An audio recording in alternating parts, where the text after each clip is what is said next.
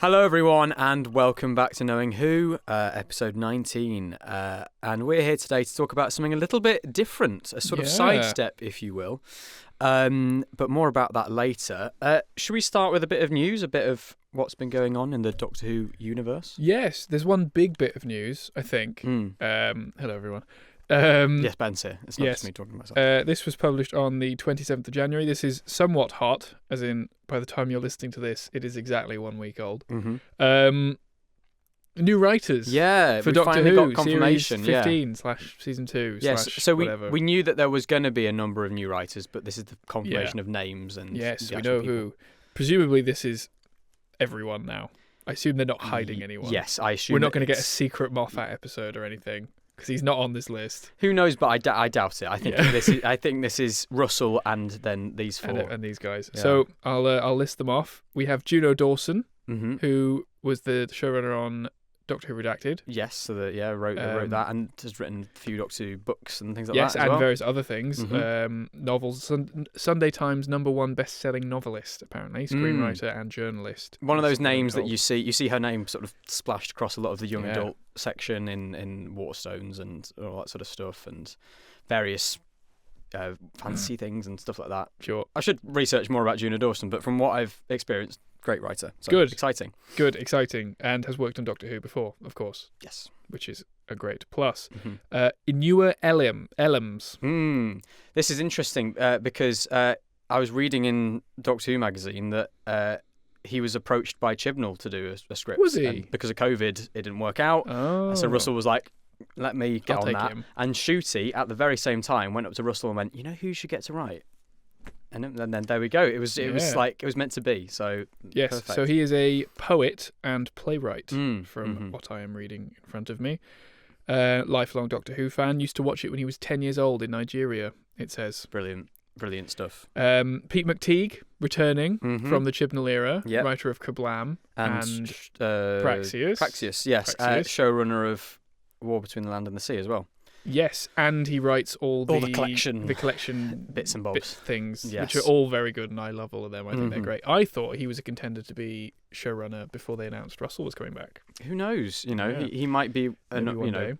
one for future eyes. One Who for the knows? ages. And of course, he's also written and exec multiple other dramas and Mhm. TV shows and Yes, things for yeah. various channels Mhm. over the years. And finally, we have Sharma Angel Walfall. Right, and this is the new kid on the block. New kid on the block writer. from Manchester. Yes, Yeah, represent. neither Nice. of us are from Manchester. We just live We here. just live here, yeah, Um, unfortunately. Won the Channel 4 New Writing Award. Mhm. That set her off on her screenwriting journey. Mhm. I assume Russell must have been part of that. Something Manchester, because Russell lives in Manchester. I think as Russell well, said so that there he'd- must be some he'd- sort of connection. Yeah, he'd met her without even realising, Right. You know, and then got in touch and There we she was go. like, oh, you know, we've already met, and he was like, oh, well, that'd be Oh, it. amazing. Written things for Netflix, for Sky, for Disney Plus, BBC, and has written something starring Freema Agyeman, Dreamland for I mean, Sky. I was going to say, you know, Another great Doctor to Who have, connection. you know, such upcoming talent, but it sounds like she's already pretty well established. Winner of you an know. award, but has also written multiple TV shows. Yeah, That's so amazing. great to have new voices in there. Great to see old voices coming back in the form of Pete McTighe and obviously Juno's written and had various influence on the Doctor Who universe before. But yeah, I'm excited to see where it goes. nothing. I know but, I always say that. Yeah, but nothing but excitement for new names. yeah, they're all coming to the show. promising names. Like, it's not like somebody who's never done anything. It's not they're all promising people who they've have all shown themselves. They've in the all got past. a reason to be there, and that's very exciting. And speaking of the show as it stands, obviously we got that recent post from Bad Wolf Studios advertising studio space, and everyone went up in arms, going, "Well, there we go, no Doctor Who now, and oh, it's going to be cancelled, and oh, well, that means it's an excess, all this sort of stuff." Yeah, ignore that. I mean, it is a massive studio space, and obviously, when advertising that studio space, you'd want to say what other shows had been shooting there. And Doctor Who is quite a big show; quite a lot of people know about it, so you'd think you'd want to advertise. And that. also, like, just the scape of the TV industry right now. It's not really a secret. Isn't amazing. So the fact that they just want to advertise their studio space just means that they want to make money, because not many people are making TV shows right now. So there's no one in there currently. Therefore, advertise it. Come and use our studio space. It's a huge space. Because if those studios are empty, they are essentially burning money. And they're also not empty as well, because again, reading this Russell's words in Doctor Who magazine, he says that there's literally standing sets. Obviously the TARDIS is there. They're not going to take down that. There's sets from War Between the Land and the Sea. There's sets from season 2 that still haven't been taken down, or that have just only started to be packed away. And obviously, he's got to present everything in the best light, but the impression he gives in that is that, everything, the future's bright for Doctor Who. And it's the, what did he word it as? Something like the first wave, or the first stand of this new block of Doctor Who. I think in total, if you count all the specials, the season 1 and 2 and War Between the Land and the Sea, I think it's like 26 episodes in total. So that's a lot to have made. That's 2 series in 2005 and 6. That's nothing. But to have made in the space of a year, yeah. In terms of filming at least. I mean, these days, yes, that's huge. That's huge. So, of course, there's going to be a little bit of a breathing room. Yeah, and even if Disney Plus says, you know what, no thanks, the BBC aren't going to cancel it. No, because it would be a PR disaster for them just to start with. Yeah, but also it's their longest running show. Mm-hmm. They're going to keep it running. They'll just change it up. Yeah. But they're not going to cancel Doctor Who. No, I think they probably said that in the 80s, but they're not actually going to cancel it now. But in the 80s, it was a different. It'd been running for 20 years. Here we are now. It's running for over 60, and it's one of the BBC's biggest exports. It's one of the biggest shows in the world. Yeah. Despite many cool people saying it's for nerds, it's still massive. It's got a huge. It's got a following that will never go away, no matter what certain people say. That's been proved already. It's definitely it's not in trouble. Yeah, the future is secure. It may change, sure. It's not going to be cancelled. It's not going to go away. But yeah, the whole Bad Wolf thing, I think.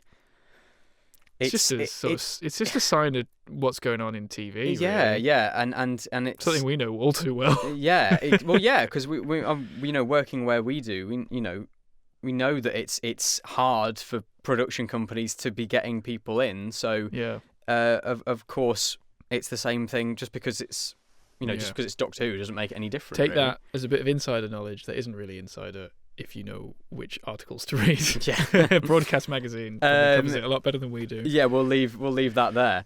But yes, let's move on from that. I don't know if there's anything else to talk about. Nothing that I've seen. Whose birthday is it today, Miles?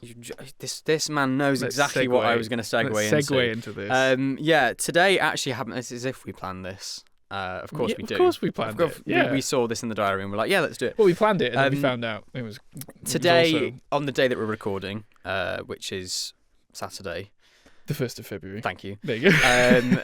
It is the birthday of the wonderful, much missed Elizabeth Sladen. Yeah. So we thought, in light of that, coincidentally, that we would take a look at the first episode of season 1 of her brilliant spin-off show, K9 and Sarah Jane Adventures. Yeah, season 1, episode 1, sort of, depending on how you count it. Yeah, I mean, pilot, Invasion of the Bane aside, we're instead talking about Revenge of the Slitheen, the first episode in her first season as the lead character in a children's spin-off show. Yes. It's, I think, on a personal level, I mean, we would have grown up watching this stuff, and I mean, we grew up watching Doctor Who as well. But... Yes, but we were even more so kind of the target audience for this show, big time, just as much as we were for Doctor Who, and it's just, I mean, we'll talk about this as we go into it, but it's kind of the fact that so many of our generation will still talk about this show when you mention programs from growing up, and they'll go, "Oh yeah, the Sarah Jane Adventures." Someone will remember that more than they do Doctor Who. I was going to say, there's people, and I know for a fact there's people who never watched Doctor Who but loved Sarah Jane. Exactly, just in the same way that there was shows on CBBC that kids would only absorb those. So it's amazing that it's stood the test of time to the point that it is one of those childhood shows that people put on a pedestal outside of fandom as well, which is incredibly impressive. But yes, that's something that we'll talk more and more about, especially as we talk about the wonderful leading lady as well. Sure. But yes, so Revenge of the Slitheen, broadcast on the 24th of September 2007, written by Gareth Roberts, directed by Alice Troughton, and starring Elizabeth Bloomin' Sladen. Is there a relation, Alice Troughton? I don't know. I always That's thought. what I kept thinking watching it. It's a name that you don't hear an awful lot. Quickly Google it. I don't think so, but I do know that she did direct. You don't think I should Google it? She directed Midnight, if I remember rightly. Oh, and that had a Troughton in it. Exactly, yeah. So the plot thickens. And she worked on Merlin as well. Who's also Merlin is in Midnight. Midnight, yeah. There we go. Look at this. Look at all these connections. They've worked on Torchwood and Doctor Who, Sarah Jane Adventures. There's no mention of family on Wikipedia, so I'm assuming there's no relation. Yeah, I think it's just a very big coincidence, and I'm sure Alice Troughton will have heard that a lot. Patrick Troughton, not related to actor Patrick Troughton. There we go. It's confirmed, folks. You heard it here Despite first. The shared surname and common association with Doctor Who. But has, as we said, directed many a Doctor Who project. This feels like an episode of Doctor Who. It kind of does, doesn't it? I think the pace is a little bit quicker. I think the colours are a lot brighter. Oh, yeah. And there's a lot more sort of slapstick comedy and fart jokes, obviously. But it is so of that era. And, the fact that we had that brilliant moment when everything came together for The Stolen Earth. And it kind of didn't feel wrong or out of place. It just felt totally natural for all these shows to sort of coalesce. Yeah. And you're right. It just totally it feels like Doctor Who, but yet it still has its own identity. It does. Yeah, I think that comes from the colour, and it comes from the wonderful music. Obviously, we've got Sam Watts composing instead of Murray Gold. Although Murray did do the title sequence. He did do the theme tune. I love the middle eight of the theme tune. Have you ever heard it before? I'm sure I have. It's so beautiful and eerie and weird, and I love it. Yeah, but I don't think they ever use it past the pilot. I think they just use a sort of bog standard one. Yeah, a bit like Doctor Who. It's cut for time, I guess. Yeah. Like the Doctor Who theme often just cuts out the middle eight and goes, oh, there we go. Yeah. There we go. Yeah. That was a sign. Let's just, before we get into the episode, memories of the Sarah Jane Adventures. When did you get into I the couldn't show? tell you. So I watched all of Sarah Jane out of order. Really? Due to the nature of where I lived. As is always the answer. Yeah. Because we didn't have Sarah Jane in Dubai. We didn't have Doctor Who. I only had Doctor Who through DVDs. Right. And I'm sure Sarah Jane was on DVD, but it wasn't out there. Mm-hmm. So I think I watched it on iPlayer. Back when on the CBBC website, if you went to iPlayer, there was a different version of the iPlayer with just all the kids shows. I don't know if you remember that, and it had a green background. Yeah. And you could rewatch. The links between the episodes. Yeah. It was its own dedicated thing, and I watched a lot of Sarah Jane that way. This would have been the time of Ed and Oucho, I think. Yeah, I loved Ed and Oucho. The Cactus. Oh yeah. I've met the guy who does Oucho. Really? Yeah. Oh yes, Warwick. Someone. Yes. Yeah, fantastic. Warwick Brownlow Pike. Yeah. He's really lovely. Uh-huh. What was I going to say? I watched it all for the most part probably on iPlayer back in 2009. Mm-hmm. It's probably about when I watched it. So none of them on broadcast? Not new. Not new. Not new. I've watched the reruns because I also remember vividly watching it in my bedroom on a tiny little CRT with a built-in VHS player, Amazing. 4x3. That's what I would have watched Sarah Jane on. As it was intended. Cropped to 4x3. Yeah, and here you are today having just watched it again on a 4K UHD screen. I could see the pixels Amazing. very visibly. and the compression. But no, I did, despite not watching it live or on broadcast, I still would love it. I'd sit down and I would watch it. I would have no complaints if I'd seen it before. To be completely honest, I don't know if I've watched every single episode. I think I have, but I wouldn't be surprised if someone sat me down and put one on and I didn't recognise it. Yeah, because I didn't watch them go live. Well, they were repeated like left, right, and centre. They were repeated all the time, so I probably have watched them. I had a friend who only ever tuned in when it was the first Trickster episode, and he was like, "I've never seen any other episode. It's always that one." Which one's the first Trickster episode? It's not the one where Sarah Jane disappears. Yeah, is that the first one? It's not the Temptation of Sarah Jane. It's a different one. Whatever happened to Sarah Jane? I think that's yeah. Sure. So yeah, it was kind of always. There's probably a point when I was watching Sarah Jane more than Doctor Who because possibly it was always on CBBC. It was literally, I think, on every day. They'd show one part one day and then they'd show the next part the next day, on the reruns at least. I don't know how it was done on broadcast. I assume it was weekly. That's something as well, because I'm trying to remember when. It wasn't a weekend show, it was definitely a weekday one. Because I didn't watch the first series, at least not that I can remember. And I think it was that weird thing of, when you catch part 2 but you never catch part 1. So like for Revenge of the Slitheen, I saw part 2. I never saw part 1. It was great that every episode was a 2-parter. Yeah. Because as a kid, always a cliffhanger. When it came to Doctor Who, I loved multi-part stories, which were normally 2-parters because I watched the new series all the time. But the fact that Sarah Jane was always a 2-parter was amazing. And the length of a classic Doctor Who story. They're 25 minutes. I guess because the nature of the show is, obviously, to save budget, you do 2 stories because it's the same set, the same cast, the same everything, and you spread it out over 2 episodes. But also the length of the episode is shorter than an episode of Doctor Who. So you're basically making 6 episodes. You have to cram it into half an hour, a 45-minute story into half an hour, or you can spread out a 45-minute story into an hour. So it makes sense that they'd go for 2 30-minute episodes. I'm just going to find out what day of the week Sarah Jane. Because I think it was kind of a early weekday thing, maybe Tuesday and Wednesdays for part 1 and part 2. That's interesting. I do remember coming home from school to watch Sarah Jane. Oh, well, this one was broadcast both on the same day. I guess it's because it's the first one of the series. Yeah, that was not surprising. Although the next episode, Eye of the Gorgon, 1st of October and the 8th of October, which were a week apart. Weekly gap. I'll find out. 2007, 1st of October. This is interesting. Maybe I have a feeling riveting stuff. It would have changed from series 1 to 2. Go away, I'm not too sure. Summary. Either way, I definitely didn't watch anything for series 1 on broadcast, but I remember distinctly that it was a Monday, the 1st of October. Yeah, that doesn't surprise me. It was definitely weekdays. But season 2, I definitely remember actively tuning in for The Last Sontaran. There was obviously that real link with series 4, which had just been on. We'd seen Sarah Jane in The Stolen Earth, and then you've got the Sontaran 2-parter to open the second series with linking to Star Stratagem. Very clever stuff. How they weave those in so nicely. We were going to talk about The Last Sontaran actually, but I just sort of thought, well, for our first one, let's go from the off.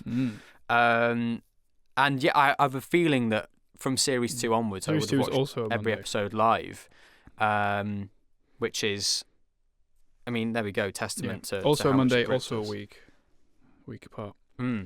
So there we go. Maybe it was weekly, and I makes sense. Gone back and I guess Monday night. Well, no, it wouldn't have been on at the 2 days. same time as Doctor Who in the year, would it? It wouldn't. They would have done Doctor Who earlier and then Sarah Jane later, I assume. Well, it was because it's October. I'm assuming it would be earlier in the year. Yeah. I think they would have filled the gaps. Saturday night, Doctor Who, and then Monday night, Sarah Jane. But that doesn't make sense. No, they would have filled the gaps. Yeah, and then Torchwood would have been in whatever else. Yeah, probably. I do know there was a time though. I think was it 2007 when there was almost I think it would have been Runaway Bride, and then Torchwood had already started. Yeah, Torchwood was.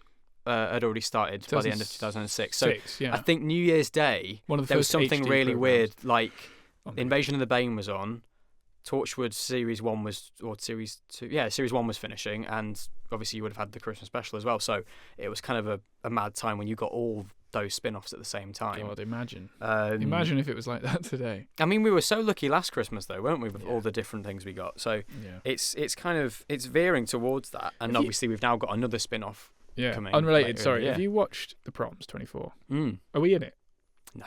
Oh, that's a shame. Got a friend, Pete, shout out to you, who is in it and who spotted himself. I didn't. No, I saw, it was on TikTok. It was I Am the Doctor came up, and I thought, oh, I wonder if we're in that. We're not. I don't know how they put it, and I don't know which performance it is. It could be I'm assuming it's a mix of the two. But anyway. Yeah. Anyway, unrelated. Let us know if you've spotted yourself in the audience of The Proms. But yeah, watching this, I also got a vivid memory of. Do you remember? Oh no, you wouldn't, because CBBC. Did you not? You've never sort of interacted with it really, because I suppose I watched it exclusively in the summer. Right. Because I would be in the UK in the summer. So did you ever do the thing where you switch on the TV too early and the channel's just playing a loop? Yeah. So do you remember the little and the little loop of all the shows that were on, including Sarah Jane Adventures? And then there was a little pre-recorded thing, like a specially recorded thing that Maria does to camera about who Sarah Jane is, and there's little clips from Revenge of the Slitheen and stuff. Vaguely. Well, have a look. I'll show you it after this and see if it... I mostly just remember CBBC's off the air right now. Come back at 7 a.m. This was normally what was on when there was nothing on. In the morning, like just before the channel started up. Because it was like the first 15 minutes. It was just... It was a loop of Here's Raven, Here's... Oh, I miss Raven. Am I High? I loved Am I High. Am I High? I mean, there were some great shows on. Young Dracula, that was the best.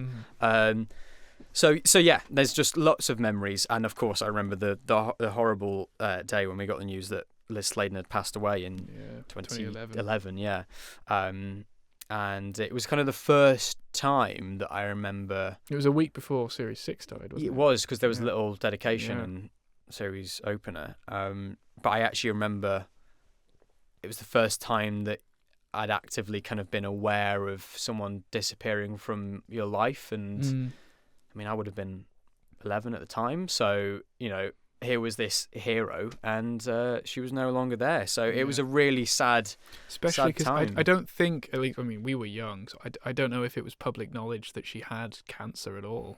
I think it might have been in the press release, but yeah, it was just it was such a surprise. Yeah, it was a real shock. Like I certainly wasn't expecting it. I don't know if it was public knowledge or not, but it just sort of jumped. Yeah, it was, especially because I was looking forward to the new series of Doctor Who, and then to get such horrible news related to Doctor Who, it was a real kicker. And especially because there was still a series on the way. Yeah, we knew that they had recorded, or at least that, I don't know if we knew that Matt Smith was going to be in it, or if that had already aired. No, that wouldn't have aired by that point. That was beforehand. Yeah, that was in 2010. Yeah, well, yeah, okay, yeah, you're right. So they'd recorded half of Series 5, and obviously, I think actually she was unwell when she recorded that last series, and she was like, no, I want to do this. They couldn't finish it, and she had to take a break, and they had to stitch the last episode together with just bits that they had left from the pilot. I think the speech at the end is just a cut scene from the pilot, or a reworded speech. Okay. Because at the end of the pilot, she does this speech about going into the universe, and she's looking out the window, and they reshot it for something else, I assume, of Sarah Jane looking out the window. And they use this different take of that same speech, possibly with a different wording and stuff like that. Right. At least that's what I've read. I'm assuming I'm right, and I don't think I'm making that up. But it fits. It's cyclical. It's sort of it all came around really, and it was dreadful shock. And I remember there was a Newsround special about it. Do you remember that? Was that the Remembering Sarah Jane? Or maybe that was a separate thing. Because I remember watching that. And Matt Smith's there talking about it. And you've got Katie Manning and everyone. And I remember this Newsround special of Chris Johnson was there talking about it. Danny Anthony and Tommy Knight were there reading messages from kids who were saying how much they missed her. It was really affecting actually. I think for a lot of kids, it would have been the first time that they'd had that. She possibly would have been the face of CBBC as well in that sort of era. That was certainly, I think, the biggest show on CBBC. Yeah, she really was a kind of a mother figure on that channel. So yeah, it was a horrible shock, but then also beautiful that now we've got the whole universe on iPlayer. Although I think Sarah Jane appeared on iPlayer a few years before that. And that was an exciting time when it was like all of Sarah Jane's just dropped on iPlayer, binge it. I remember immediately some people noticed that scenes had been cut and re-edited and rejigged and bits like that. Well, obviously there was the change for Curse of Clyde Langer, just to do with cultural stuff that's now changed since that story. And I think there's been, obviously... I can't remember exactly what even got... The odd trims. Oh, but yeah, so now we've got this whole, probably a new generation experiencing it. The generation who grew up watching it, sort of able to re-appreciate it. And here we are today talking about where it kind of properly kicked off. Obviously, we had the Invasion of the Bane, which was the pilot. Yeah, but this which is has kind of basically a different cast. Yeah, but this is where it all properly began. This was the start of this new series. We get introduced to Clyde. We get an old monster, brought back. An old monster, but still quite new. Yeah, considering they'd only had story, I think, with the Slitheen. Yeah, other than Boomtown and their first one. Are there more Slitheen stories in Sarah Jane than there are in Doctor Who? Definitely. Yeah. Oh, definitely. Yeah. I thought there were. Certainly more like cameos and all sorts. And because Blatherine and whatever. Yeah, there's loads. And again, it's the kind of, just as you've got in the second season, you get Karg the Sontaran who comes back in the finale. The Slitheen also, spoiler alert, come back in the finale of this as well. Yeah, I love the finale of it's really good. We should do that one day. We should do that. Maybe that's the next one to do. In a year for their next birthday. It is kind of, it almost acts as a sort of a four-parter, really, going from this to the two-part finale. And there's hints dropped in this. I was going to get to it at the end, but there's hints dropped in this episode for the finale, which is so Doctor Who. Russell. Yeah. So, anyway. It is so Russell, really. Anyway, the first thing I want to say, go for it. It's about the beginning of the episode. There is no iconic 13 Bannerman Road is where Sarah Jane Smith lives. Yeah. I don't know when that starts. Is it episode 2 or is it next series? Is it the last series? I think it's series 3. But I loved that when I think Sarah Jane, I think 13 Bannerman Road is where Sarah Jane Smith lives. Ba-da-da-da-da-da. That's why I was got very Maria disappointed. kind of doing the proto version of it, basically being like, so if you didn't watch Invasion of the Bane, this is what happened. But obviously by series that the time that we get that intro, it's iconic. I literally write no iconic intro in my notes. 0 out of 10.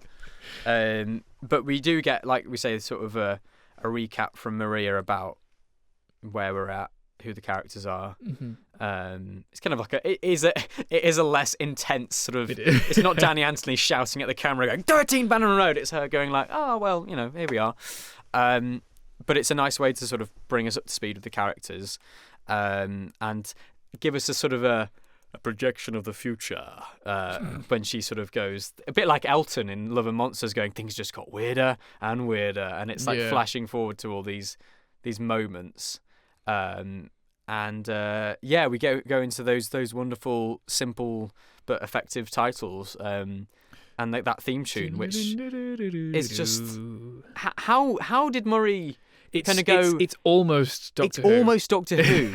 But it's not. It's its own thing. As well as the graphics are also almost Doctor Who. They're very inspired. It's its own thing, whilst obviously being part of the parent show, but it's so distinctive and it's so memorable as well. It's fantastic. It's more memorable than the Torchwood theme, I think. Because Torchwood is just sort of... Whereas Sarah Jane's sort of big, we're going on an adventure, exciting.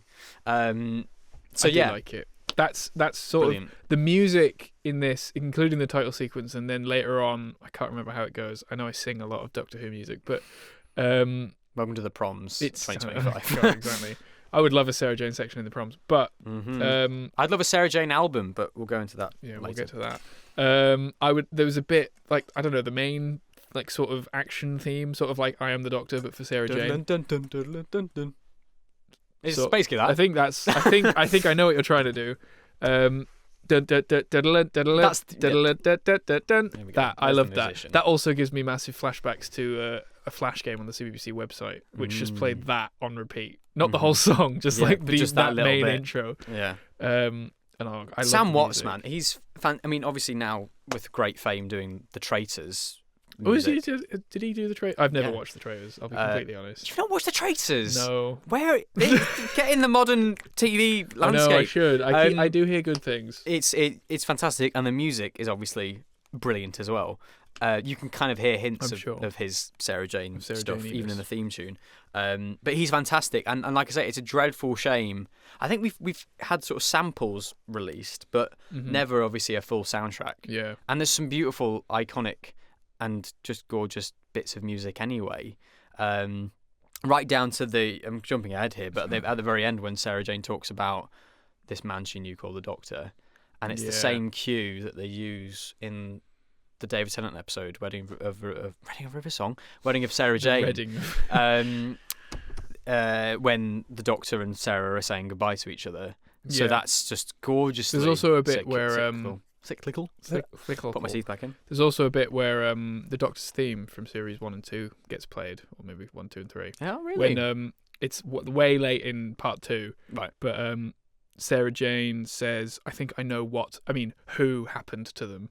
And when the moment she says who, you just hear. Oh, very good. And then it transitions into its own piece of music. Nice. But I thought that was a very nice little touch. I also thought, speaking of links to the show, and we will start talking about the episode properly. We will. I thought that there was a little thing from K9 in this episode, but it must have been in the Invasion of the Bane when they sort of open that portal to the black hole and he's there floating around. I think was this. So K9 was sort of in a weird rights thing, I think. So like they obviously used not enough that he couldn't. No, so I think they used him in the pilot. Yeah, I don't know the full story. This is mostly guessing. Yeah, but I think he was in the pilot, and then they sort of ignored him for a bit.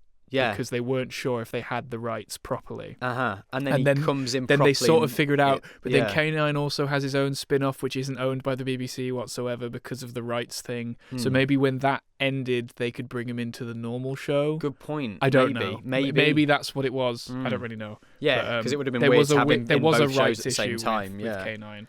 I forgot about that Australian K9 series. I watched bits.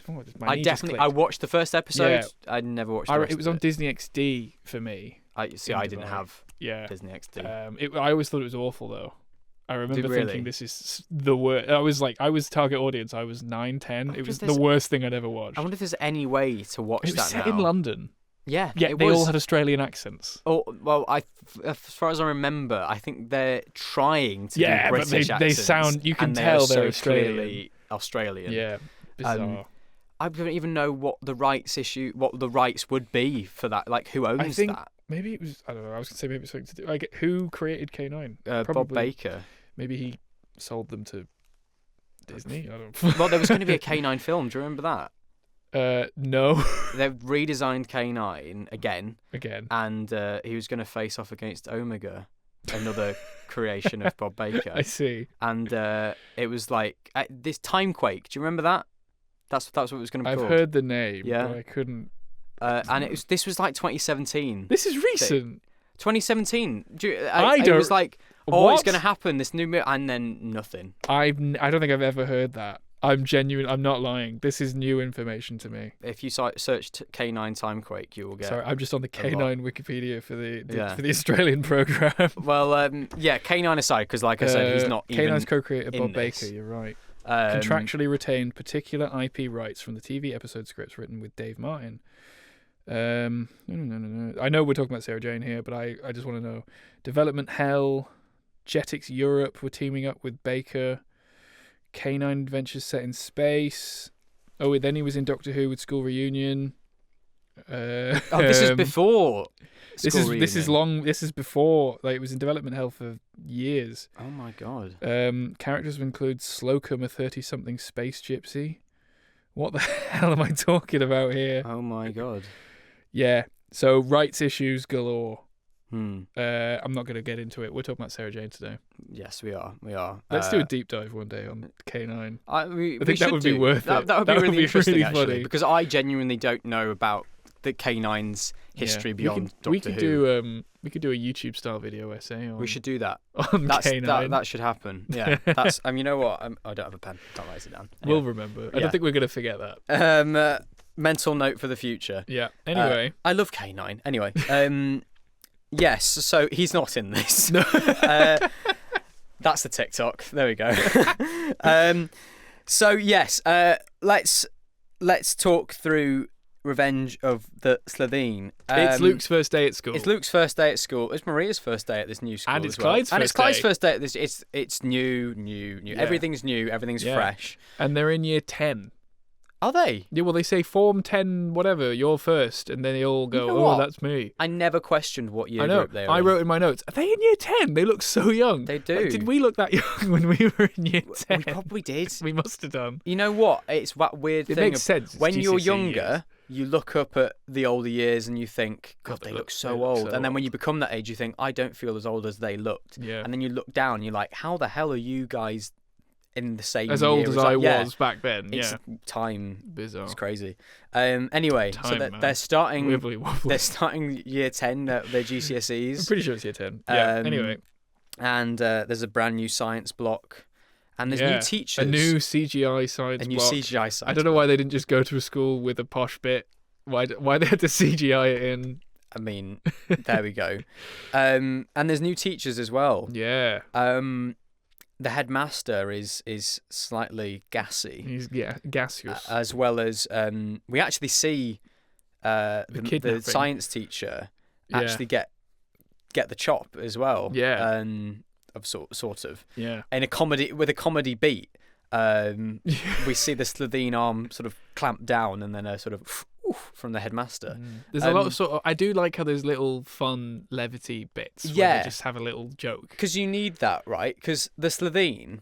Now, everyone goes on about the Slitheen as a kind of... They are sort of horrible murderers, aren't they? Yeah, because but they are whilst people say that the Slitheen, they're perfect for a kid's show, farting aliens... But that's kind of beyond the farting aliens and the fact they're bright green. They skin people alive. They wear their skins. It's kind of... Also, like, they imply in this episode, and they probably do in the Doctor Who episodes they've been in, this isn't the first time they've, like, destroyed a level 5 Earth-like planet. Like, they've done this hundreds of times. They say, like, this is the routine. We've done this before. Yeah. Like, they've killed billions. They've killed billions and trillions, possibly. They're criminals. They're a gangster family, basically. Yeah, they're like the mafia. So of course you need those moments of levity, otherwise, I don't think they'd have a place in this show. What's really crazy, actually, thinking about it, is they killed them all in cold blood as children. Because I've written that down. Yeah, and kids also just murder these aliens, and also they have murdered and skinned a child alive because we get a baby Slitheen in this. Yeah, they don't really reference... you don't see the skin suit of the child. You do not see the skin suit of the child. Talk about skin suits. As any conversations the Doctor Who auction that's going on right now? Yes. One of the skin suit... Well, the only skin suit we see in this story is up on auction. From Sarah Jane? Of the science teacher. I can't remember the character's name or the actor's name. But someone tweeted him saying, "Oh, look, they've got your skin on sale at this auction." And then he quote tweeted it or replied going, "Oh my God, look, that's my skin," or something like that. Wow. I happened to come across that on Twitter. Isn't that weird, knowing that someone will have buy bought and own your skin? Yeah. That's terrifying. Are you going to buy anything in the auction? I'll see if I've got a few grand in the bank to spare. Skin suit? It's kind of skin suit, yeah. A decaying ood head, maybe. Yeah. It's a lot of stuff, isn't it? Yeah, we're going off topic again, but yeah, it is a lot of. Yeah. It's basically like a whole Doctor Who experience worth of. It looks stuff. like they're selling off the experience. I'm not going to lie. I don't recognise much of the items. Okay, some of it. I mean, I've only been to the experience once, and I was quite young. But some of it definitely looks like experience level stuff. Sure. And I saw a couple pictures. There's Donna's wedding dress. That definitely feels like it should be in the experience. Well, I have a feeling that was in... when they used to do the exhibitions and they had like a glass TARDIS that had... I'll see if I can find a picture. And it had the current Doctor, whether it was Eccleston or Tennant, next to the companion, and I think for some reason I picture it being him and Donna. But, yeah, well, it's got Donna's wedding dress, a couple other companion bits, Capaldi's torn jacket, velvet jacket torn away. And a lot of his jumpers as well. I'm not surprised. Yeah, they are expensive. They're expensive. They were expensive when they got them. Imagine what exactly. they are now. Yeah, they probably won't make a profit on them. Yeah, they'll probably be sold for cheaper than they bought them. And then one thing that stood out to me was a Clara outfit, which I've never seen before. And there's a photo of Jenna on set wearing that costume. Right. And it's apparently from the Zygon invasion. But I don't recognize. It's not that. It's like a brown dress. I don't recognize it at all. Very strange. Anyway, okay. Back to Sarah Jane. Well, there we go. Skin suits. Yeah, the Slitheen.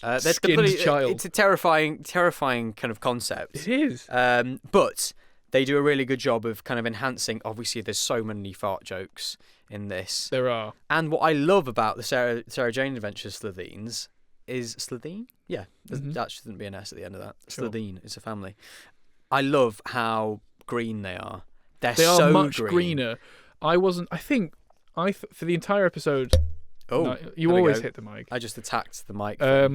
Through the entire episode, I was thinking, God, they are really green. But there was one shot where it looked like the Slitheen from Series 1, like a bit of a muted, more darker green. Okay. And it was in the lab somewhere. It was the dad Slitheen. Maybe that was the first thing that they possibly shot, yeah. But it did look very different. And then it went back to the bright green Slitheen. I think they go even greener, as the series goes on. Well, they go red at one point. They go, yeah. You know what? That's probably what happened. They probably painted the costumes orange for the Blatherine, and they were like, "Oh, we need to go back to the green." And they were like, "What paint did we use? We need to reuse this neon green."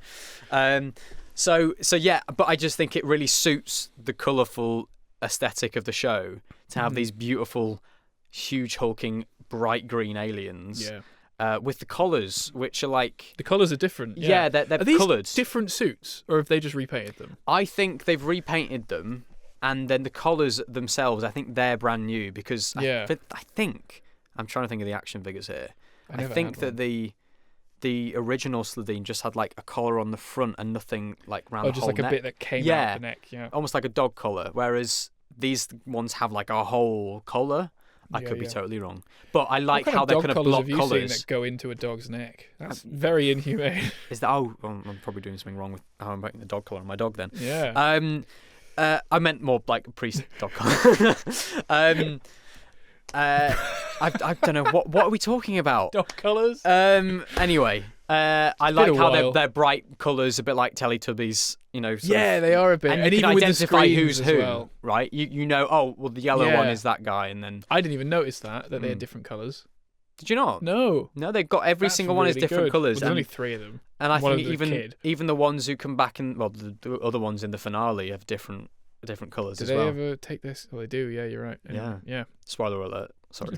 You could have watched that and totally forgotten that the Slitheen were in it, but, oh well. Yeah, I'm sure you could. But I just love it. I think that they look great. I do love them. And they move really well. I was going to say, do you not think? I do. They don't move bad, but then sort of a thing that was kept popping into my head was in Series 1 in Doctor Who, there's a CGI running Slitheen that looks really threatening, and then it's funny because they cut to the actual physical costume bobbling along. But in this story, it's just the bobbling costume bouncing around. I like that they've stuck especially with it. The kid, the child kid. one. Do you think that's Jimmy V? It is. I was on IMDb. It is Jimmy V. Jimmy V. Because I was like, there's no one else. He's the guy who does all the little monsters. Yeah, he's the Grask. He's the Banacalata. He's the Moxa Balhoun. But it is him. Yeah. And you can sort of, because he raises one of his arms, which I don't think any of the other Slitheens do, but the baby Slitheen always has an arm raised. And he just sort of toddles around, and his feet look all weird because they all stick off the ground. I love the baby Slitheen, and I love how that's what gets the cliffhanger as well. Yeah, I think it's a brilliant moment. I knew that the baby Slitheen was in this, whatever his name is. But I forgot that was the cliffhanger. It makes sense, but it's a new. Oh exactly, my god! It's like a new version of we already know what the Slitheen are. Yeah. I was convinced that it would be a big Slitheen cornering them, and then baby Slitheen in human skin comes out and goes, "Come with me," and I go, "Oh yeah, he's in this." Yeah. It's brilliant, and I love the line me and my brother always used to say, I am the child of the Slitheen. I think it's just brilliantly delivered. It's so camp, and that's just this whole thing. The baby Slitheen is when he's in human form is extremely camp.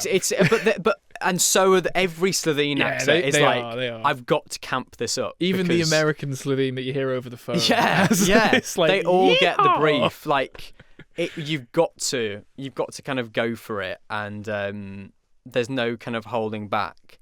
I think tonally it really works. It helps. But equally, as well as all of that,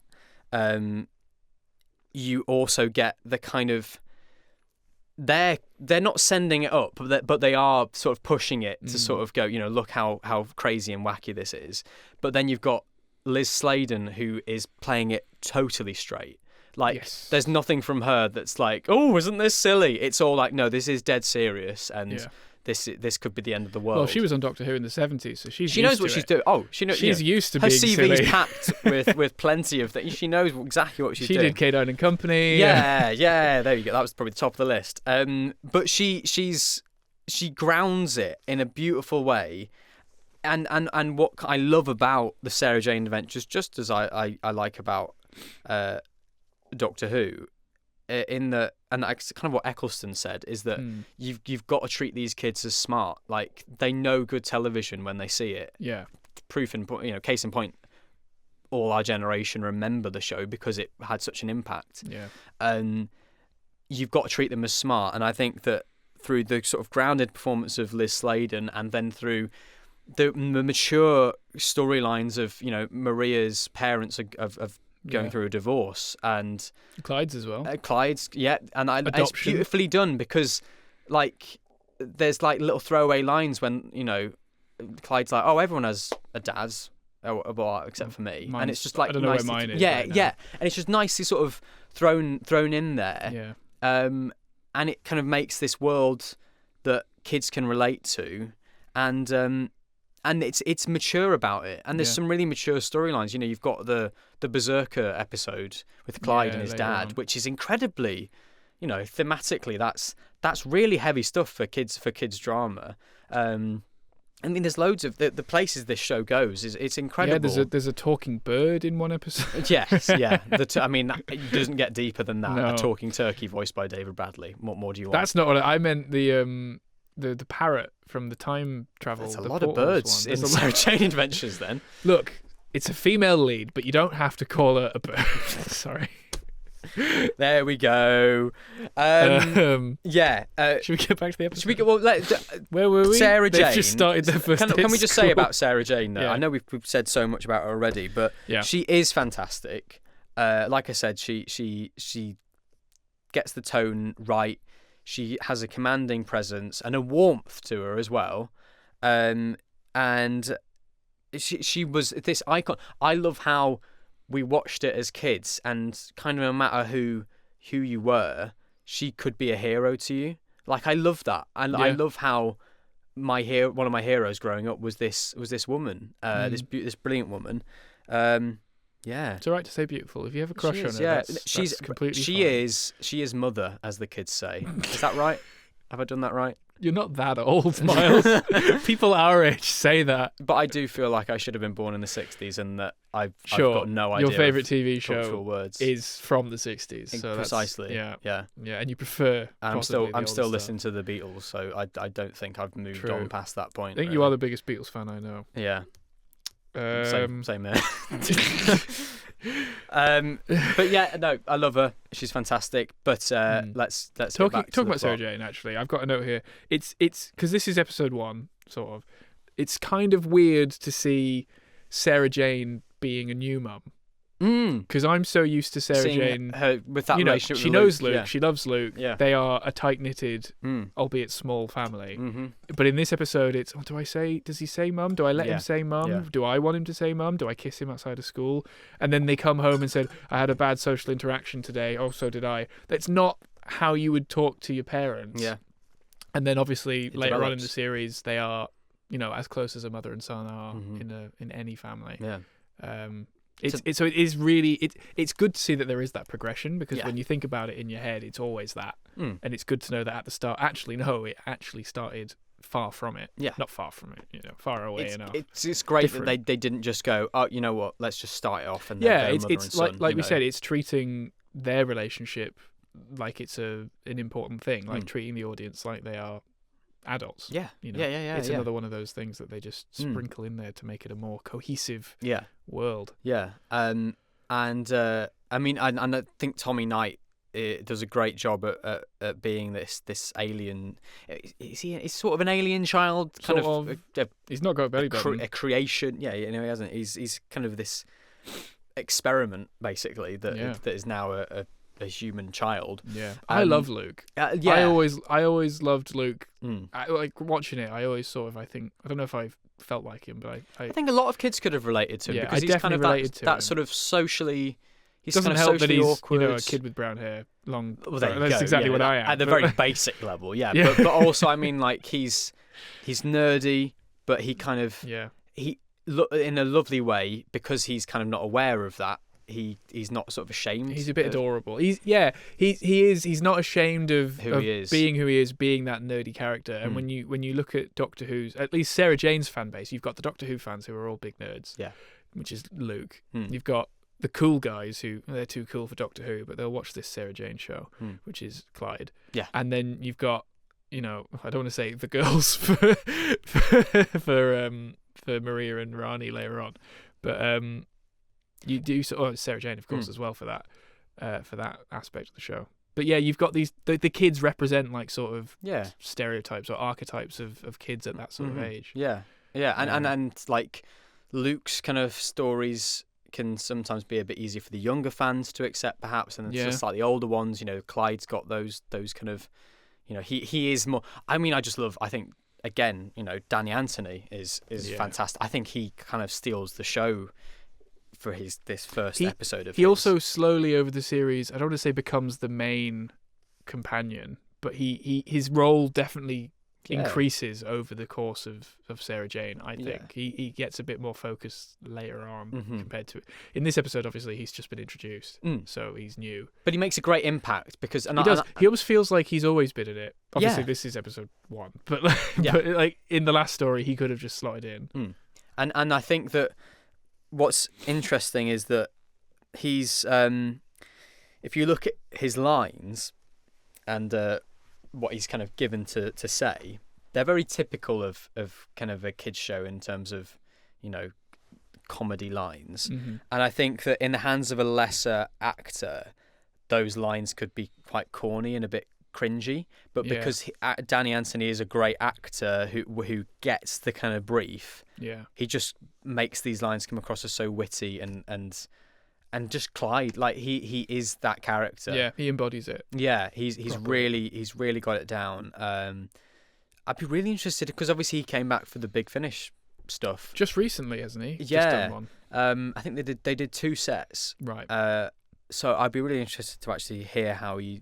Yeah, and he's in Tales of the TARDIS. He's the only member of Sarah Jane of that cast. Well, unless you count Jo Grant. Who's come it's back? Not her real name. Katie Manning. Katie Manning. But he came back for Tales of the TARDIS. I've been hoping for ages, but I'm really hoping they bring them back in some way. Clyde, Rani, and Luke in some form in the main show. Surely Russell would be tempted. I don't know. Well, he hinted at it once. On another podcast. Really? Yeah, there's a great. I was going to mention it at the end, but there's a great podcast that Chris Johnson does, Yonko from BBC. Oh yes. He hasn't. I mean, he's not done a new episode in like 2-3 years. Out of the broom cupboard, is this? Out of the broom cupboard, and he interviews Russell in one of the episodes. This was a couple months. I think I've mentioned it on this podcast before. It was sort of a couple months, maybe a year before they announced that Russell was actually coming back. Yeah. So he definitely knew at that point, at least Russell might, or at least he knew he might be coming back. Yeah. And he was saying, I'd love to do a kids show with Clyde, Ronnie and Luke coming back. It'd be really cool to bring them back in the main show one day, or to do an adult spin-off with those 3.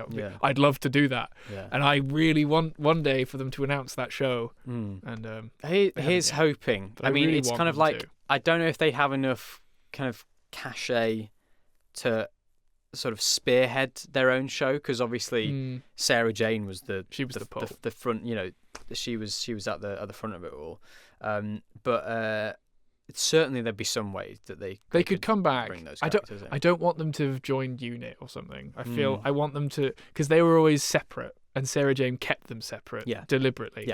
So I like would... Unit get mentioned in this. Like they do. Like, oh, I wonder what's going to happen to all them. And she says love to schools. the brig at the end. Yeah. Yeah. I From would the love off. that. Yeah. I'd love it if they came back sort of against Unit. That would be really cool. I don't know. Who knows? Russell, if you're listening, please. Maybe we might find them in Warpsing Land of the Sea. You never know. You never know. That sounds like you know something. No, I've not. It'd be great, but who knows? Anyway, really great from the off.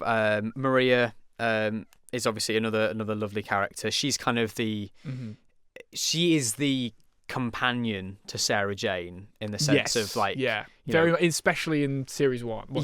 She really is, because she's the one who sort of started it all off with Invasion of the Bane, and then here she is now, kind of the apprentice to Sarah Jane. Really, very much feels like that.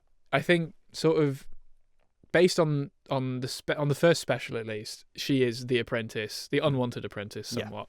And then Sarah Jane grows to actually like her. Then they bring Luke into the fold, and now Clyde's come in as well. But it was always centered around Maria. Mm-hmm. And I do quite like Maria. Yeah. You know, she's clever. She knows what she's doing. Yeah. She's a boss around the town. Obviously, she's probably less remembered because she leaves at the start of the next series. Yeah. And Rani is brilliant as well. More. Yeah. Yeah. But nonetheless, you know, it's a really lovely cast to start off this journey. And as I've said about Maria, that her storyline with her dad and her mum, her horrible mum. I'm sure she has redeeming qualities, but in this story, she is. I think gradually there's little seeds of that. I think I vaguely remember, maybe it's in Eye of the Gorgon, because I thought it was in this story, that there is a kind of a thing made of how Maria sort of blames her parents for the sort of situation that they're in, and it's a really nice commentary on kids who are dealing with parents who are splitting up or who are divorced or you know, in that situation. And I think you need to talk about those things. Again, that's just sort of speaking to how good the Sarah Jane Adventures was at talking about those issues. Yeah, it happens. Maybe it doesn't happen to you, but it happens to your friends or someone in your exactly. school, Exactly. You know, that's I'm sure so many kids would have really appreciated actually seeing those storylines on their TVs and being able to empathise and having lovely sort of ways of looking at it. And I think that her stuff with her family is really where her character shines. And her dad's great. Alan's great, isn't he? Yeah. He's so... I mean, it's great natural sort of performance as well, just as when Rani's parents come in later as well. It's that lovely warmth of you know. He doesn't know characters. Yet, does he? Is it in the next episode he finds out? Because he obviously gets turned into a statue. I think it's in the Grask episode with the little box when Sarah disappears. Oh yeah. Because he's the one who kind of weirdly all the kids basically disappear and he's the one the main left. character. So yeah, it's a lovely dynamic. I love. Them two, Maria and her dad. I think that's fantastic, and obviously the horrible mother who's reflecting the kind of the horrible mums of like you know, Francine and Sylvia in Doctor Who. Oh, not Sylvia's lovely actually. Sylvia was lovely in the Star Beast, so you know, can't be too harsh on her. Except for when she punches the Doctor. But yeah, it's kind of that. It's that Russell T Davies thing, though, isn't it? It's the kitchen sink. Yeah, boom, perfect. Don't even need to say. We know what we're talking about. We know it. Yeah. There we can go. I pick out some funny lines, sort of around this point in the episode? Please do. They've had broadband installed. The works. Oh my god! Broadband. 2007. Yeah, and that's like the newest thing. Well, it's when they bring out the phones and you're like, oh my god, this is nearly. 2018. This is nearly 20 years. Nearly 20 years. Yeah. God, 18. Well, it's 18 in October. That's mental. I don't like that 2007 was 18. There were people born in 2007 who were able to drink now. Yeah. I hate that. Revenge of the Slitheen is Get the Slitheen here now. That's terrifying. Wow. The set of the science lab, is that the same one from School Reunion? Physics. Maybe. There was a shot from the same angle of the same whiteboard, at least I think it was. And I just thought, that's School Reunion. It could be. Is it the same school? It's not the same school. I wouldn't know. No, as in like in canon. They don't go to the same school. I think the School Reunion is called like Deffrey Vale or this one's like Park Vale. Yeah, I think. there we go. Maybe, yeah. Valet de Chem. I also love in that science lab. There's a lovely, again from the Slitheen actors who are brilliant, give some brilliant performances. And when the science teacher puts up the circuit on the board, and Luke's like, "Oh my God, you designed this?" And he goes, "Yes, I'm wasted here." Yeah, it's just beautiful. It's just so good because he's already dismayed. He's already said like, "I hate teaching idiots." Yeah, but like that's so funny. Yeah, and the way they sort of push it, like you're saying about like, oh, these stinking kids, they smell of acne and links, chicken and nuggets, all that sort of stuff. There's a bit where he goes, "Oh, you smell of chicken nuggets." Chicken nuggets and Haribo. Yeah, that was it. Yeah, brand name. Other sweets are available. BBC. Yeah. And later on, it was not later on. About the same time, Sarah Jane's gone to investigate the building company. And she's giving them all these threatening questions, and then investigative journalist. It's back. That character, that streak is still in a character. And Sarah goes, "Is that a threat?" And she goes, "Yes," with a big smile on her face. Great, amazing, really good. I think that's really funny. Yeah. And then as she's being chased by the Slitheen in the warehouse, I don't know if you noticed, in the bottom left-hand corner of one of the shots, you can see the shadow of the camera rig. Oh, Ben! I just noticed it. It was huge. It was right in the bottom left. And you can see the whole rig as the camera glides. I was too busy watching the rampaging Slitheen being attacked Goofy, by wobbly, perfume, which I thought was great. Yes, I do like that, because I don't think in series 1 they mention smell being a big weakness. Well, but it makes total sense, right? They're hunters, and they can smell you from behind the curtain. Yeah. And it's like, well, of course they'd have really sensitive. You know, it's good that it's not just vinegar again. Obviously, the vinegar comes in later, but the fact that they come up with something else to fight them. Because it's Sarah who goes, "Oh, well, you know, if you've got that really strong sense of smell." It's not Mr. Smith. It's Sarah. It's Sarah who works that out, and then obviously they have the little hint from Mr. Smith. But again, it's kind of Clyde who works out the vinegar thing. I was screaming at them the moment they said calcium carbonate. Come on, it should have been obvious. Not calcium carbonate, just calcium. Yeah. It's really clever stuff to sort of. And you're subtly teaching kids as well in the process. Yeah. It's clever. Yeah. Should we move on to part 2? Yeah. I think we've covered most of part 1. The cliffhanger was... We've already talked about the cliffhanger. Yeah, and it's kind of akin to the first Slitheen story in that everyone's cornered by their own Slitheen, you know? Yeah. Luke's cornered by the head teacher, Sarah Jane by the owner of the other... I think is there 2 different power complex? I don't know. Anyway, it's not important. And then obviously the child of the Slitheen who's constantly wanting to go on the hunt. You're his first hard father. No, dad or daddy or whatever he says. Daddy. Of course, it's so camp. Of course he's going to call him daddy. The kid who plays human baby Slitheen, bless him, he's not the best actor, at least not at this age. Maybe he's... I think he gets the brief. I searched him on IMDb. He's not done anything else. Oh, really? Is that his only role? Apparently, yeah. And then when the kid comes back, it's a different kid. Yes, it is in the end of the series, isn't it? Yeah. I think, is the kid called Carl? In this one or the other one? In this one, I think... Possibly. Yeah, he's called Carl in this, and I think... When Luke realises it's the same one, they call him Carl in the other one. Do you know what his Slitheen name is? They do say it, I'm sure. They say what one of them's called. I think they say the kid's name, his name. I think they mention it. Or maybe the head teacher, because they're like, oh, such and such is dead. Yeah. I don't know. But fell fotch. What I was going to say is, like, sure, I get he's a kid, but also like it does add to it works. Yeah. It works because the character is an alien a child actor essentially pretending to be someone he's not. Yeah. So it actually works quite well. It works for all of the other Slitheen to be sending it up because they think it's ridiculous. You know, they here's this level 5 planet. They don't care about them all. Why not have a bit of fun? When are we going to get to level 6?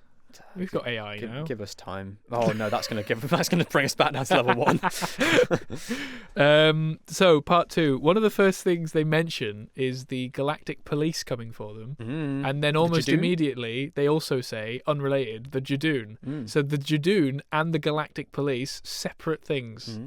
I want to meet a Galactic policeman. Yeah, well, there you go. Maybe that's. Of course, this would be post Jadoon. Obviously, the Jadoon get a mention. Unless they appear later on in this series. It's in a few series later on, yeah. But brilliant. It's a brilliant episode. This is post Smith and Jones. I mean, this episode timeline wise. So the Jadoon are a thing. That's not a tease for. But they're a recent thing. Monster. They are very recent. Yeah. So it's building into that. I just thought that it was very interesting that they mentioned Galactic Police, and then a couple scenes later mentioned the Judoon. Yeah. I thought, I thought they were already talking about the Judoon. Clearly not. They also then mentioned the Blathereen. They do. They mentioned a couple the Raxacorico-Fallopatorian families. Hostrazine, I think. Is that what For some reason I remember that something name. else seen. I remember that. Yeah. And the Blathereen. It's nice that the Blathereen come back. Yeah. Voiced by who? Simon Callow, who played Charles Dickens. Oh. And Beat the Meep herself, Miriam Margolyes. Is she in it? She was one of the Blathereen. Yeah. That's in the Sarah Jane Adventures. Yeah. There was some obviously A-list Hollywood actor. David Bradley voicing the turkey monster. What are they called? I know. I can see it in my head. Something arene. I don't know. Something arene. The big turkey men. Yeah. They're not turkey. They're vultures. They're vultures because they're preying on the dead. The dead doctor. Come on, Miles. Giant turkeys. I'm just going to remember that name. Shansheath. There we go. Yeah. I was going to say. One of us is going to remember a single word until I remembered them. There you go. The Claw Shansheath of the something. Something funeral fleet. Yeah. Seventh funeral fleet. I don't know. Anyway, the 15th funeral fleet. I've been looking for you. Sorry. Yeah. Trinity Wells. Trinity Wells. Yeah. It's before she was named, because I went on her TARDIS wiki page. She hasn't been named till series 4. Was she just news presenter? Yeah. Well, apparently she was given in a series 2 TARDISode. They gave her a different name, Bad Wolf. Funny, in a different language. I can't remember what language. In American. It wasn't Blythe Droog, but it was Bad Wolf in. I think it was in Italian. Right. Fun fact. So I wonder when she was named Trinity Wells. I think it might have been Turn Left. Right. I think. Gosh, that's from what I read on the wiki. Basically, like when she was about to not. I know. Be on telly. I know. Apparently, it was a big mystery to fans, according to the TARDIS wiki. Do you know that she was going to be in the End of Time, like in person? What, in the President briefing room? No, it was going to be. Then the Doctor gets out of this was in Russell's Writer's Tale book. Yeah, I think they even had the scene in there when the Masters escape the prison and the Doctor lands there and they're doing a TV report about it. And for some reason, it's come all the way from America. That's why they cancelled it. Yeah. So there you go. Moved to the Beeb. Yeah.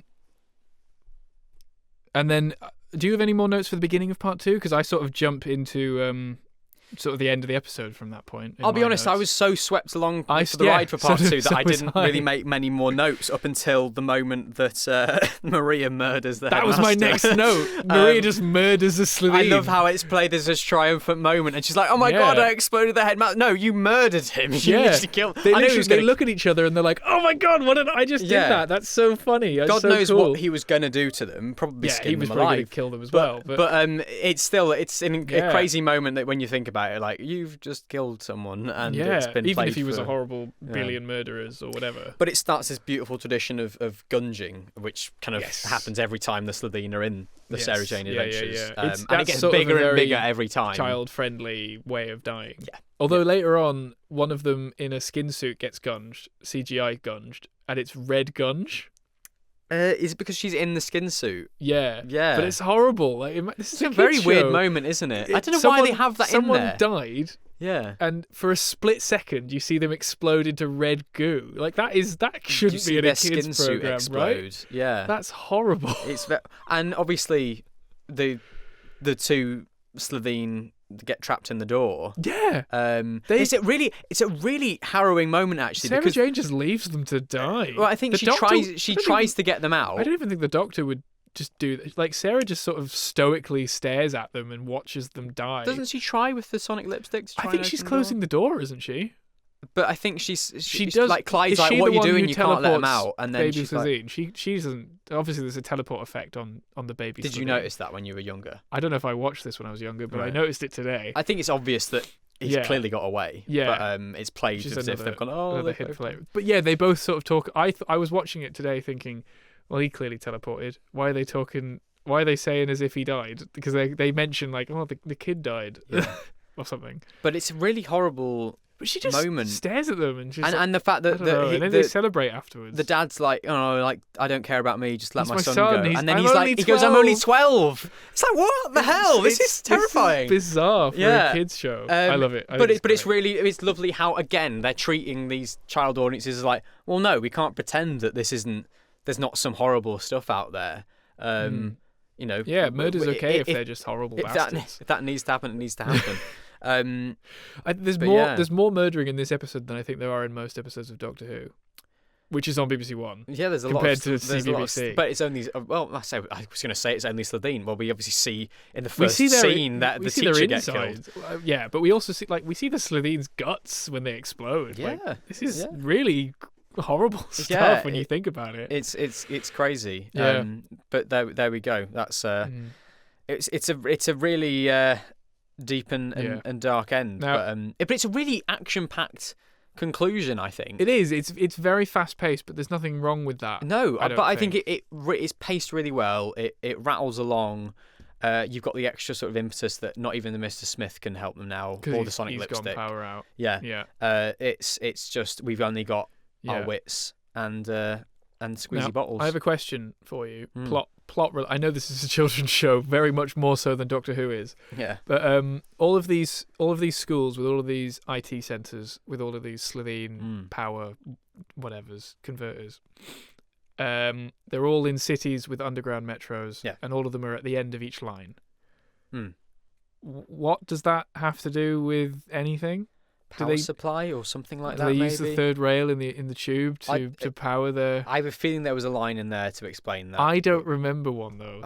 Clyde just goes, "It's the end of all the lines," and then a couple lines later, Sarah goes, "It's the end of all the lines." They've only got I think. I don't get it. I'm sure there's a reason in there. There must be. Maybe they cut it. Maybe this is a cut down iPlayer version. Maybe. I don't know. Maybe. But I was just watching it thinking, what's that got to do with anything? They don't mention it again. They brought it up and then left it. Yeah, I don't know. I don't know. It's a kids show. It's actually a kids show. It's literally a kids show. You've got no excuse in this case. There's a line when Maria's talking to her dad after they've saved the day. Yeah. No, to her mum. Sorry, the mum's cursed. Why are you covered in alien guts, Maria? That gets brought up. I think you stink. You smell of vinegar. There's a bit, you know, they reference the bottle the fizzy drink factory exploding and the Luke appearing, I think. But then she also says everyone turns into zombies. Is that a reference to the Christmas invasion? No, the bubble shop. Oh, is that a bubble shop? They were all like, drink it. Oh, I do remember that. It's been so long. I don't think I've watched Invasion of the Bane more than once. I have watched it in the last 5 years. I couldn't tell you why or when. Only vaguely. I think that's the only time I've watched it. Well, thank you for that information. You're welcome. I was trying to relate to you, Miles. There we go. But no, I just thought for a moment, is that because if that is a reference to the Christmas invasion, that was like 2 years ago in this story, I think, or a year and a half. I think it's a relation. It to must the be a bubble bubble shop thing because You're it's right. about. You're right. Oh, Sarah Jane, this happens. Her mum is like, oh, this happens when Sarah Jane's there. This happens when Sarah Jane's there. This happens when that. Obviously, I'm the problem. Yeah. But I suppose that's her character, isn't it? Yeah, that she's so self-obsessed, and even to the extent where she says she loves her daughter, but doesn't really seem to care. Yeah, I'm sure that they redeem her somehow in the Sontaran episode, but well, maybe we'll talk about that one day. Don't they go off to live in America without her? As in Maria and they do. Alan. Like the mum doesn't go with them. Yeah. Does she get redeemed? I don't know. I think she knocks out a Sontaran with her high heels. I remember that. I don't know why. I remember that. Yeah. And then the gag with her never getting Sarah Jane's name right. Rani's mum does that as well, right? Yes. Yeah. But no, I think she calls her Sarah, and Sarah Jane's like, that the call gag? me Sarah Jane, yeah, please. Okay. Yeah. There's only one person who gets to call Sarah Jane Sarah, and that's and Doctor even Who. she tells him off sometimes. Yeah. I love that joke. Was it in the wedding episode again when Rani goes, Sarah Jane, she doesn't like being called Sarah, and the doctor goes, she doesn't like me. Yeah, it's beautiful. It's so wholesome and lovely. And I ended this episode and I was like, you know what? I just want to watch I know. Sarah I was Jane. literally just thinking I want to watch more Sarah Jane. I kind of think there's a gap in the market for a Sarah Jane podcast, and maybe that should happen. Yeah, knowing Sarah. Maybe there should be a podcast which is just going through every episode of Sarah Jane Adventures. Yeah, I do quite like how there are podcasts out there just every episode in order. of like a 20-year-old series. Yeah. That's quite a there's a untapped market. There's a lot. Yeah, we should do that in the off season instead instead of old Doctor Who episodes. Just Sarah Jane. Jane in order. I would no jokes. I would happily do that. Okay. Expect a rebrand, guys. Yeah, this is now Knowing Sarah. Knowing Jane Adventures. Knowing Jane. Knowing Jane Adventures. Knowing Jane. Or just Knowing K9, and we'll just do all the Australian. Smith and Company. Maybe we should do the Australian K9 series. Who knows? Hey, we've already. We're going to do a. We're going to do a big K9 video. We're going to do a maybe we should do another one. Yes. And of course, beautiful. At the end, because I feel like we're sort of tapering off now at this point. Little nod from Miles there. People have left by now anyway. They're people not aren't listening anymore. There's a little hint where Mr. Smith is a horrible man. Yeah. To beware Clyde. your curiosity, boy. Yeah, and he gives Clyde a shock. Yes. Because of course, spoiler alert, Mr. Smith is a bad Xyloc crystal alien. Well done from Xyloc. Yeah. Yeah. It was an X. The only monster in Doctor Who with an X. Is that it? Is that true? I can't think of any others. Can you? Oh, the Xeraphim in Time Flight. Of course, the Xeraphim. Sorry. Ugh. Those pesky Xeraphim. I don't think I've ever heard that word in my life. Google it. Google it. Well, yeah. Google it. I think that's do try the chips. I think that's all that we've got really here. I think so. Yeah, that's my last note. I did really enjoy this. I really enjoyed it too. I think that it's one of the best things that we've looked at really, and not because of this episode specifically, but just because I forgot how much I love the Sarah Jane. It's actually really good. When even as a fresh 24-year-old, watching this now, I don't feel like I'm watching kids' TV. No, no, it's really cleverly done. It clearly is kids' TV. It looks like it. Sometimes it does feel a bit like it, but you can happily watch it. At this age. And I imagine back in 2007 there were adults tuning in to CBBC watching Absolutely. this. I mean, you've got not only have you got the episodes when the Doctor pops up. Obviously, only the lame Doctor Who fan adults, not like normal people. No. The great unwashed only. Not only have you got, the episodes when it literally crosses over with Doctor Who, which enable Doctor Who fans. I think that's the most watched episode on CBBC ever of anything. Really? Is The Wedding of Sarah Jane. Okay. Yeah, part 1. Would not maybe part 2. I remember the hype for that. It was insane. Yeah, I don't. Couldn't tell you. I remember watching it for the first time going, this is insane. I remember watching it for the first time and the Doctor doesn't even appear until the cliffhanger and I was gutted. I was Did like, we know where has he been? Did we know he was in it in the first part? Yeah, it'd been everywhere. It was on magazines. Because I wasn't sure if maybe they did episode 1 and didn't tell anyone, and then the reason why episode 2 was the most watched thing on CBBC ever was because this shock twist that the Doctor's in it. No, everyone was well because it was also the last thing it. that David shot as the Doctor. It was, before 2013. I remember them teasing it the episode before. They do a sort of projection of the future, and there was a shot of the TARDIS door opening and David Tennant about to pop out, and then they go. It was exciting times. Hype. But beyond that, there was still great storylines, as you say, that older fans could still enjoy because it is just great storytelling. I've mentioned the Berserker episode, the Curse of Clyde Langer. It's really dark stuff. I mean, you can clearly see that there's less of a budget. I think that's obvious. But I don't think it's a problem. Matter. The scripts are great, and they do a lot with the budget they have. They really stretch it well. Whereas there are other shows that I can remember on CBBC that probably had even less of a budget than this, and you could really tell. Yeah. So this is doing a great job. Mm-hmm.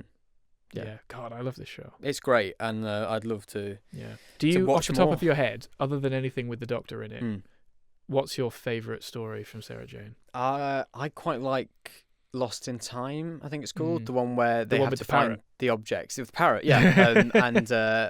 And you've got Clyde in World War II and Rani with Lady Jane Grey. And they just drop Clyde in with a Nazi, a racist, horrible Nazi. Drop that child in with a Nazi.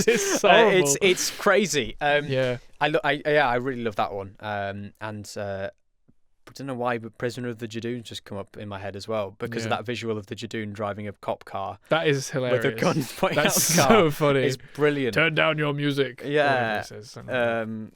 It's just full of great episodes. What about you? Is there any sort of gems you can remember? When I asked that question, I had one in my head and I've lost it. Do you remember who the vibe? I couldn't tell you.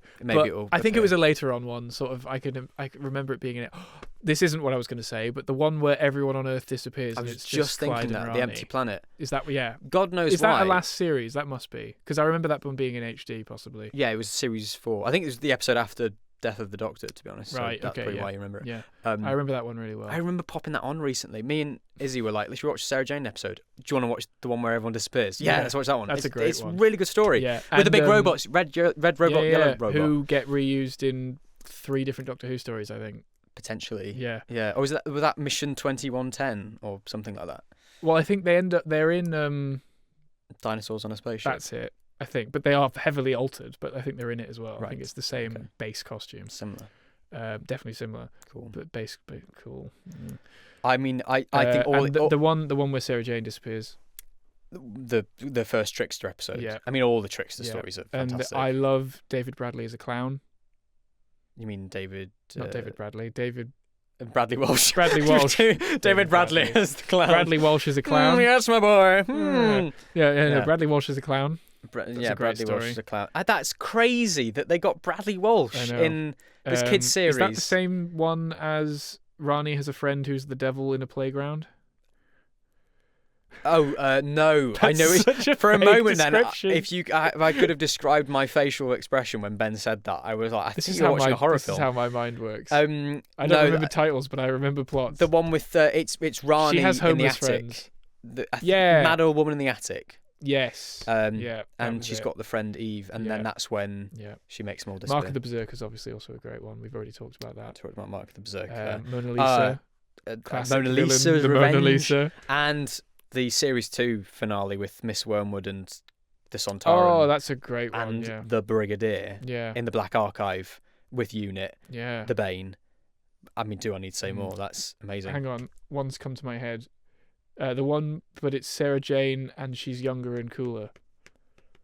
Oh yes. What was that one? She's also a baddie. Oh gosh, it's something of Sarah Jane. I'm assuming it's called. Probably. Does Mr. Smith have something to do with it? Is that where he's a bad guy? No, that's a different one. Yeah, there's so many. And you know what? All this has basically told us is that we need to go back and watch some Sarah Jane episodes. Yeah. And you know what? I'd be totally happy doing that. And I kind of just want to binge Sarah Jane now, really, because we could do that. It was just great telly. Really good TV. It was really good, yeah. Just really good. Yeah. And you can't ask for more than that, really. So, yeah. I think that's a good note to end on, really. I know we're not timing this one, but I feel like this is going to be a longer one. I have a feeling that it has been maybe an hour and a half. So good. Hell yeah. Longer than both episodes put together. Oh my God, yeah, it is. But hopefully it's encouraged you lot to go and watch the Sarah Jane Adventures again. Pick any. If you've made it this far. You know, oh, hang on, I've just remembered. Oh, we have a tweet. Comment. We have don't put us down like that. We've got someone listening. We have a listener. Wow. Tom has replied as always. Our one true fan. Sorry. Everyone else who's listening, if you want to be mentioned on the podcast, write in. Give us a comment. He says he grew up with SJA and it's part of his childhood and better than Torchwood. Interesting. As for the Miles doesn't agree. No, I mean I've always had that debate myself. I don't know which one I'd prefer. Yeah. I think Torchwood my nostalgia has will always more go lows than Sarah Jane has.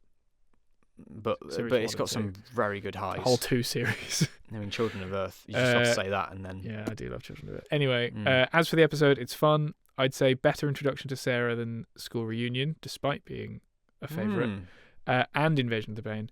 Whilst the show may look silly and be for kids, it gets mature later. Yep. Completely agree. But there's signs of that maturity from the off, isn't definitely. There, as well, like but especially when you get to later on episodes, like again, Clyde fights a racist Nazi in World War II. Yeah. Like, yeah, that's super mature. Doesn't get more. There's no subtext there. That's super grounded at the end. They're all cowards. Yeah, it's yeah. Oh, and I just going to university and things like that. Oh yeah. God, there's so much we could talk about. There's a lot, and I hope it's encouraged you a lot to go back and watch it. Any of them, just pick one and watch it because they're fantastic. Next time, we're going to be dialing back the clock again. Yes. To the 80s to talk about our first Sylvester McCoy story. Not his first story. Our first time talking about one. Yeah.